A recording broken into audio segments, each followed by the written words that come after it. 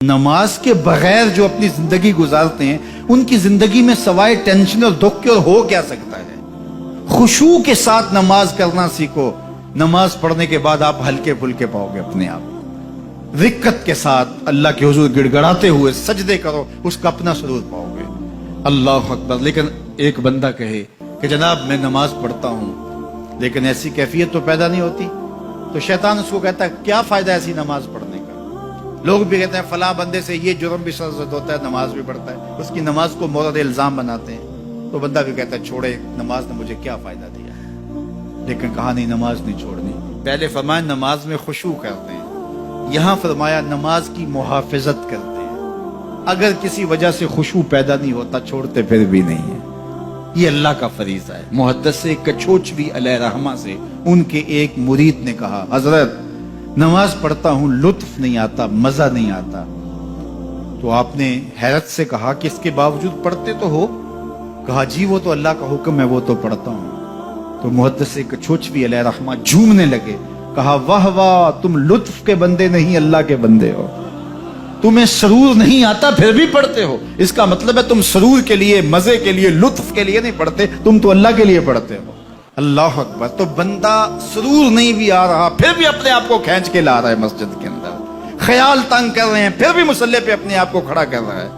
سوچیں اس کو آوارہ پتے کی طرح کبھی ادھر پھینکتی ہیں کبھی ادھر پھینکتی ہیں, لیکن پھر بھی وہ کھڑا ہوا ہے کہ میں نماز پوری کر کے جانی ہے. بار بار کبھی بھولتا ہے لیکن پھر دوبارہ نیت مان کے کھڑا ہو جاتا ہے, نہیں میں پوری کر کے جانی ہے. یہ کیوں کرتا ہے؟ میرے اللہ کا حکم ہے. تو خشوع کی وہ کیفیت نہ بھی ہو تو کہا محافظت پھر بھی کرتے ہیں. یہ خوش نصیب لوگ ہیں. اولئک هم الوارثون, یہ لوگ وارث ہیں. یہ لوگ جن میں یہ خوبی ہیں یہ وارث ہیں. کس چیز کے وارث ہیں؟ مال کے, دولت کے, کوٹھیوں کے, کاروں کے, محلات کے. کہا الذین یرثون الفردوس, یہ جنت الفردوس کے وارث. ہم فیہا خالدون, اس جنت سے وہ کبھی الگ بھی اس میں ہمیشہ رہیں گے. چونکہ موت کو بھی موت آ چکی, اب موت بھی نہیں, اب ہمیشہ رہیں گے. اللہ تعالیٰ فرمائے گا عددی تم جنتیوں کیا راضی ہو؟ اہل جنت کیا تم راضی ہو؟ تو وہ کہیں گے ہمیں کیا ہوا کہ ہم راضی نہ ہوں, ہمیں تو وہ ملا جس کا ہمیں تصور بھی نہیں تھا. ہمیں جنت مل گئی, محلات و قصور مل گئی. جو سب سے آخر میں جنت میں جائے گا, سب سے آخر میں, جس کو ہماری پنجابی میں پھاڑا کہتے ہیں, سب سے آخر میں, اس کو جنت میں کتنی جگہ ملے گی؟ جو بندہ سب سے آخر میں آتا اس کو دھوپ میں جگہ ملتی ہے, جو اس سے تھوڑا سا پہلے آیا اس کو برآمدے میں ملی, جو اس سے پہلے آیا اس کو اندر جگہ ملی. ایسے ہی ہوتا ہے. تو جو سب سے آخر میں جائے گا جنت میں تو وہ سب سے بڑا گناہگار ہوگا, اور جہنم کے رگڑے سہ سہ کے وہ جہنم سے نکلے گا سب سے آخر.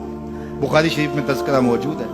اللہ کے حضور حاضر ہوگا اور اللہ اس بندے کو کہے گا بتا کیا چاہیے. وہ کہے گا مالک مجھے یہ چاہیے. اللہ فرمائے گا لک ما تمنیت, جو تو نے آرزو کی جا سب کچھ میں نے تیری جھولی میں ڈال دیا, اب جنت میں چلا جا. اب اس کو تو یہ ہوگا سایہ دیوار میں جگہ مل جائے تو غنیمت ہے, جنت کے کسی درخت کے نیچے جھونپڑا لگا لوں تو کافی ہے.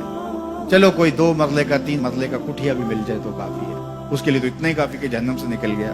لیکن اس کو کہا جائے گا جا جنت میں چلا جا, اور تیرے لیے جنت میں دنیا سے 10 گنا جگہ ہے. دنیا سے, بخاری کی روایت, 10 گنا جگہ. یہ 7 بر اعظم پہ پھیلا ہوا جہاں, اور اس کو 10 سے ضرب دے, اتنی جگہ اس کی ہے جو سب سے آخر میں جائے گا.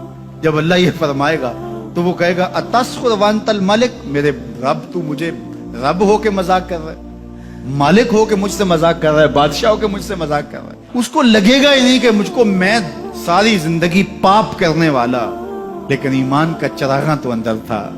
اللہ اکبر. آج نکلے گا تو جنت میں سب سے آخر جانے والے شخص کو کتنی جگہ ملے گی؟ دنیا سے 10 گنا جگہ دنیا سے سب سے آخری شخص کو, پھاٹے شخص کو ملے گی.